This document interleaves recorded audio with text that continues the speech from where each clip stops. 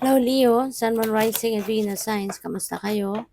Sana po nasa mabuti kayong kalagayan. Welcome back po sa Star Tarot. At kung bago kayo rito, welcome din po kayo. Please subscribe, like, share my videos, and leave me a comment kung naka-resonate po kayo. Thank you. So, first card ni Leo, we have Eight of Pentacles. Ayan. So, Eight of Pentacles is about dedication sa trabaho, dedication sa career mo, sa business, ganyan.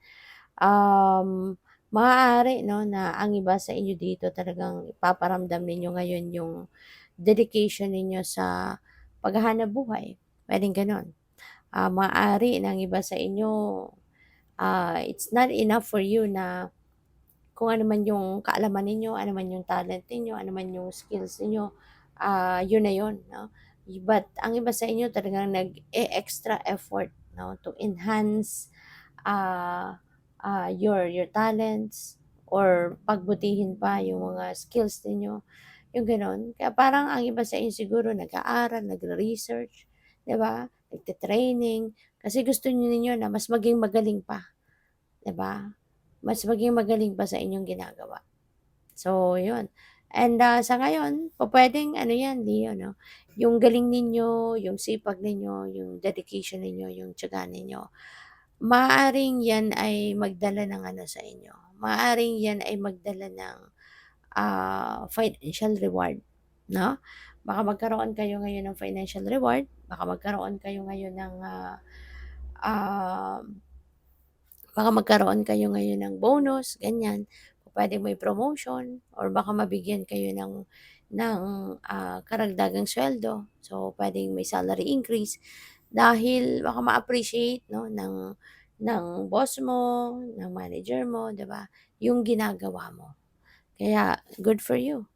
So, we have death energy. So, this is nice kasi transformation energy ito, eh.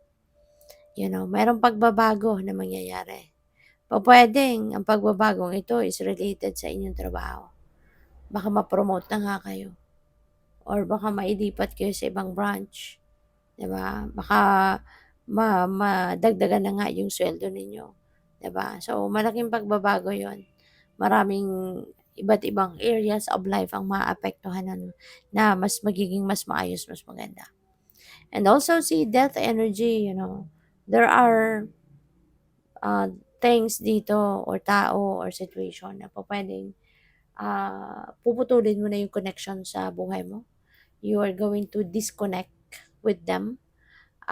Puputulin mo na yung inyong connection with them because you know na hindi naman na sila nakakatulong sa'yo, 'no? Alam mo na hindi ka na nagiging productive kasi pupuwedeng, alam mo yun, kapag kasama sila kung mga tao 'yan, maaring nadi-distract ka, 'di ba? Yung mga gano'n or other things, you know? Anything na hindi na positibo ang vibe na hatid sa inyo, maaaring you are feeling it kaya tatanggalin mo na 'yan sa buhay mo. So, we have the Lovers. Pupuwedeng ang iba sa inyo baka meron tatapusing relationship, Leo, 'no? Pupuwedeng, meron ditong separation, magkakaroon ng separation, magkakaroon ng divorce, annulment, ganyan, puwedeng gano'n, you know? Or pupuwedeng, meron ditong mas gaganda pa, 'di ba?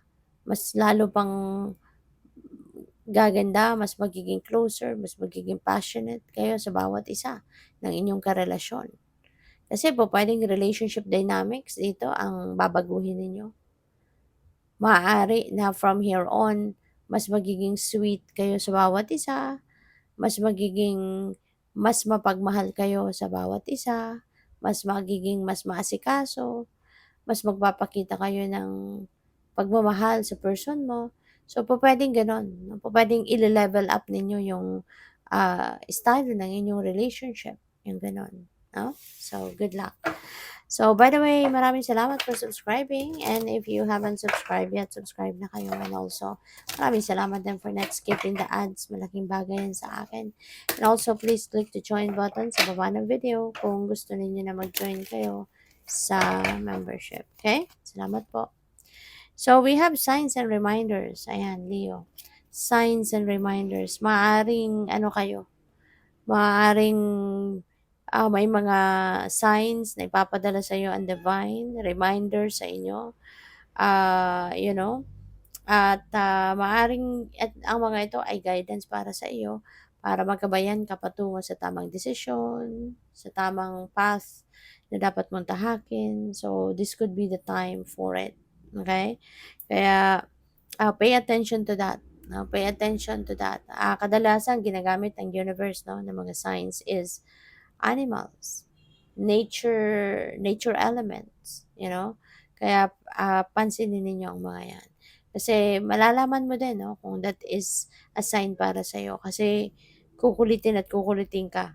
No? Magpapakita at magpapakita yan sa iyo hanggang sa ma-recognize mo na yun ay mensahe para sa iyo. Okay? So what else? We have joy and contentment. Ayan. So Leo, maaari no na sa ngayon finally makakaramdam ka din ng contentment kaya magiging masayang-masaya ka. Kasi kapag may contentment ka talaga ano, diyan nagsisimula yung saya na very pure. Yung bang wala ka nang hahanapin pa, masayang-masaya ka na sa kung anong meron ka. That is where the joy starts, 'di ba? Kaya maaaring gano'n ang mararamdaman ninyo. Maaari na masaya-masaya ka na kung anong meron ka, kung nasaan ka. Kung ano yung kung sino yung kasama mo sa buhay, yung gano'n. So, this is really beautiful. So, we have romance and connection. Wow. So, yun na nga, puwedeng related yan dito kay lovers, 'di ba? Pupuwedeng ang iba sa inyo aangat, 'no, magle-level up ang inyong commitment with your person. Mas magiging closer kayo sa bawat isa, mas magiging romantic kayo, maging mas masaya kayo sa bawat isa.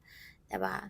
So, yung connection ninyo maybe talagang mas lalong lalakas. Yung connection ninyo sa bawat isa mas yung parang mas mako-concretize pa, 'di ba?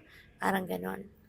At saka Leo 'no, maaari na ang iba sa inyo ngayon baka kung wala ka pang karelasyon, baka ngayon magkakarelasyon ka na. Baka ngayon, ah, baka ngayon mag-aano kayo, baka ngayon papasok kayo sa bagong love and romantic relationship. So, pupuwedeng gano'n din ang ganap. At saka yun 'no, kung kayo nga ay may dati ng, karelasyon baka mas papatibayin niyo pa. From here on, mas papatibayin niyo pa yung inyong samahan. Kaya this is also a good time, 'di ba, para sa inyong relationship or para sa inyong love life. So, good luck. Thank you for watching. Love and light. Namaste.